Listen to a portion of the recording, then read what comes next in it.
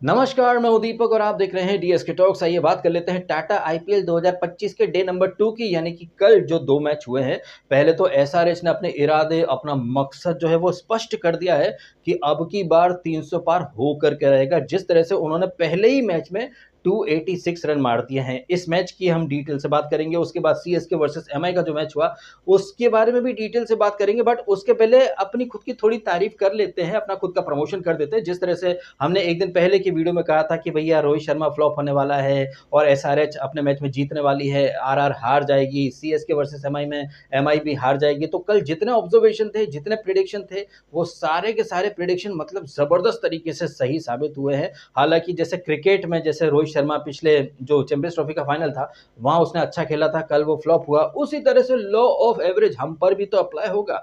कभी हमारे प्रिडिक्शन अच्छे जाएंगे तो कभी हमारे प्रिडिक्शन सुपर डुपर फ्लॉप होंगे। एनीवे, बात करते हैं कल के मैच की। तो कल का जो पहला मुकाबला था एसआरएच वर्सेस आरआर, और इस मैच का फैसला तो टॉस के टाइम ही तय हो चुका था, क्योंकि पूरी दुनिया जानती है कि इंटरनेशनल क्रिकेट में साउथ अफ्रीका और आईपीएल में एसआरएच, इनको कभी भी भूल से पहले बैटिंग नहीं देनी चाहिए। लेकिन आरआर का जो नया नूबड़ा कैप्टन है रियान पराग, उसके सामने था क्राउड साइलेंसर पैट कमिंस। हालांकि जैसे ही ये बात अनाउंस हुई थी कि रियान पराग जो है वो आरआर की कैप्टनसी करने वाला है अगले 2-3 मैचेस में, बिकॉज संजू जो है वो एज एन इम्पैक्ट प्लेयर ही खेलेगा, तो रियान पराग कितना अच्छा कैप्टन है, कितना बकवास कैप्टन है, इसकी झलक तो आपको दिखी गई। आपने टॉस जीता और फिर आपने फील्डिंग का फैसला करा, और वो एसआरएच जो कि हमेशा फर्स्ट इनिंग में, यानी जब बैट फर्स्ट करती है तो ताबड़तोड़ खेलती है बगैर प्रेशर के, तो उन्होंने उसी अंदाज में खेला जहां पूरी दुनिया नजरें गड़ाए बैठी थी ट्रेविस ठुल्ले पर। ऐसा नहीं है कि ट्रेविस ठुल्ले ने डिसअपॉइंट करा हो, वो भी 67 मार गया, लेकिन सारी महफिल लूट ली ईशान किशन ने। ताबड़तोड़ 47 बॉल्स में उसने 100 मार दी है। और ऐसा बिल्कुल नहीं कि एसआरएच के लिए ट्रेविस हेड या फिर ईशान किशन ने ही रन बनाए हो। ट्रेविस हेड और ईशान किशन को जबरदस्त तरीके से कंपीट कर रहा था आरआर का नूबड़ा fraud bowler Jofra Archer. 4 over में 76 रन लुटा करके गया है। कहीं ना कहीं मैच का सेकंड हाईएस्ट स्कोर जो है वो जोफ्रा आर्चर ने ही बनाया। मुझे अब तक समझ में नहीं आ रहा है कि इतने सालों से लोग क्रिकेट देख रहे हैं, आई एम श्योर फ्रेंचाइज वाले भी देखते रहे होंगे, कि ये जोफ्रा आर्चर जैसे जो खिलाड़ी हैं या फिर नॉर्के जैसे जो खिलाड़ी हैं, ये अपनी इंडियन कंडीशंस में हमेशा मार ही खाते हैं। और जोफ्रा आर्चर तो डिंडा एकेडमी का कहीं ना कहीं वाइस चांसलर बनने का उसने कहीं ना कहीं ऑडिशन दिया था। 76 रन उसने लुटाए थे। ये तो भला हो तुषार देश पांडे का और संदीप शर्मा का, जिन्होंने एंड एंड में थोड़ी सी अच्छी बॉलिंग कर दी, कलासन का विकेट ले लिया। अगर कलासन थोड़ा और टिका रहता तो 300 क्या भाई साहब, 305 या 306 रन आराम से आपको दिख जाते। बट जिस तरह से कल एसआरएच की टीम ने बैटिंग करी है, उन्होंने एक चीज तो अच्छे से क्लियर कर दी है कि वो इस सीजन में 300 का टारगेट लेकर के चल रहे हैं, और पहले ही मैच में 286 टांग दिया है। हालांकि आरआर की तरफ से ध्रुव जुरैल और संजू सैमसन तो इस ग्राउंड पर चलता ही चलता है। पिछले 4-5 मैचेस से वो फ्लॉप था, तो कल उसका चलना लाजमी था। मेरे कहने का मतलब बस ये है कि ये जो लॉ ऑफ एवरेज होता है ना, ये कैसे काम करता है ये आपको आईपीएल में अच्छे से दिख रहा होगा। इनफैक्ट काफी सारे ऐसे भी लोग रहे होंगे जो फैंटेसी वगैरह के जो एक्सपर्ट हैं, उन सब ने बोला होगा कि अभिषेक शर्मा को कैप्टन बना देना, लेकिन अभिषेक शर्मा का भी कल फ्लॉप होना लाजमी था, क्योंकि उसने जो अपना पिछला मुकाबला खेला था इंडिया वर्सेस इंग्लैंड टी20 सीरीज वानखेड़े में, उसने सेंचुरी मारी थी।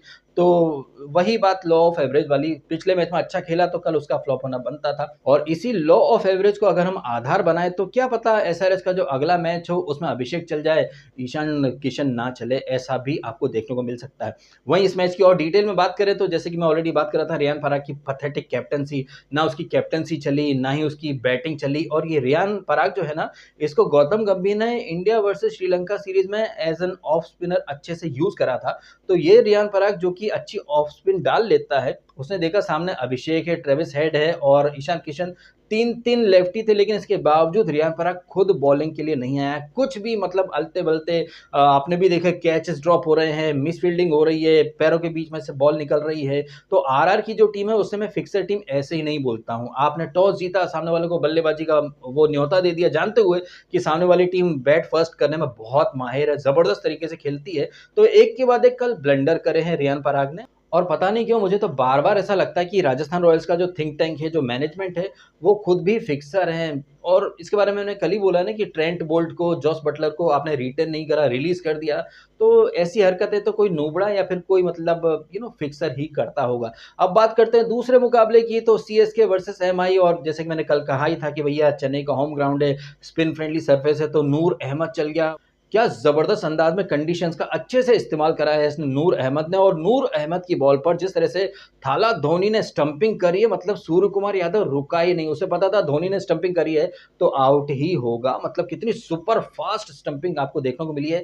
4 विकेट लेता है नूर अहमद, लेकिन ऐसा नहीं है कि एमआई ने टक्कर नहीं दी। एमआई में भी नूर का कोई देसी वर्जन आपको देखने को मिला। एक नया खिलाड़ी है विघ्नेश नाम का, उसने भी काफ़ी ज़बरदस्त तरीके से बॉलिंग करी थी। हालाँकि उसकी बॉल्स पर ये शिवम दुबे जैसे प्लेयर खाम-खा मारने के चक्कर में वो दीपक हुड्डा मतलब ज़बरदस्ती में विकेट थ्रो करके गए हैं। मेरा ये मानना है जिस तरह से गायकवाड़ और ये सचिन रविंद्र खेल रहे थे, क्या पता 17 या 16वें ओवर में मैच खत्म हो जाना चाहिए था, लेकिन बहुत ही बकवास शॉट खेले थे शिवम दुबे ने और ये दीपक हुड्डा ने। इनकी वजह से प्रेशर बन गया। हालाँकि एक छोर पर सचिन रविंद्र टिका रहा और सचिन रविंद्र ने छक्का मार करके मैच जिता दी। हालाँकि ये सचिन रविंद्र जिसने कि कल चेन्नई को जिताया है, छक्का मार के मैच जिताया है, इसके बावजूद सीएसके फैंस जो हैं वो सचिन को गालियाँ दे रहे हैं इंस्टाग्राम पर। क्यों? क्योंकि सचिन ने थाला को बैटिंग का मौका नहीं दिया। थाला आते ही सबसे एंड में थाला के लिए कुछ करने लायक तो था नहीं, लेकिन थाला के फैंस कितने अंधे हो चुके हैं कि वो अपने ही मतलब सीएसके के जो प्लेयर्स हैं उनको वो गरिया रहे हैं, गाली दे रहे हैं। खैर ये तो बातें हो गई एसआरएच वर्सेस आरआर और सीएसके वर्सेस एमआई के मैच के बारे में। अब आज है आईपीएल का तीसरा दिन और आज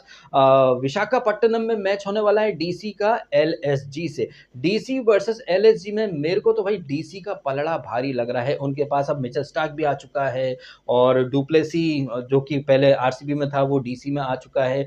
बीते काफ़ी दिनों से इसका डुप्लेसी का फॉर्म खराब रहा है, तो क्या पता आज वो चल जाए। जैक फ्रेज़र मैकग्रा वो भी बिग बैश में भी फ्लॉप होकर के आया है। उसे ज़्यादा मौके मिले नहीं थे चैंपियंस ट्रॉफी में, तो क्या पता वो भी एक स्टेटमेंट देने के लिए बेकरार हो। और जहाँ पर ये मैच होने वाला है इस ग्राउंड पर, आपको याद होगा 2023 के वर्ल्ड कप के तुरंत बाद एक टी20 सीरीज़ हुई थी जिसमें 200 के ऊपर बनाए थे ऑस्ट्रेलिया ने। हमारी टीम इंडिया ने 200 चेज़ कर लिए थे और पिछले साल 2024 का जो आईपीएल का मैच था, वहाँ पर केकेआर ने 270 के ऊपर टाँग दिए थे। तो ये जो है ग्राउंड, ये बैटिंग फ्रेंडली सरफेस होने वाला है। अब जिस तरह से कल के मैच में एसआरएच ने 280 के ऊपर टाँग दिए, कोई बहुत बड़ी बात नहीं है। आज रात को भी आपको 250, 240, 230 ऐसा कोई स्कोर देखने को मिल जाए, क्योंकि पता नहीं क्यों मुझे ऐसा लग रहा है कि इस बार जय शाह ने जो स्क्रिप्ट लिखी है उसमें बोल्ड एंड कैपिटल में लिख दिया है कि अब की बार 300 पार। इन सारी बातों के बारे में क्या है आपका मानना? कमेंट अवश्य कीजिए। फिलहाल आपने समय निकाला, वीडियो देखा, आपका बहुत बहुत धन्यवाद। Thank you so much.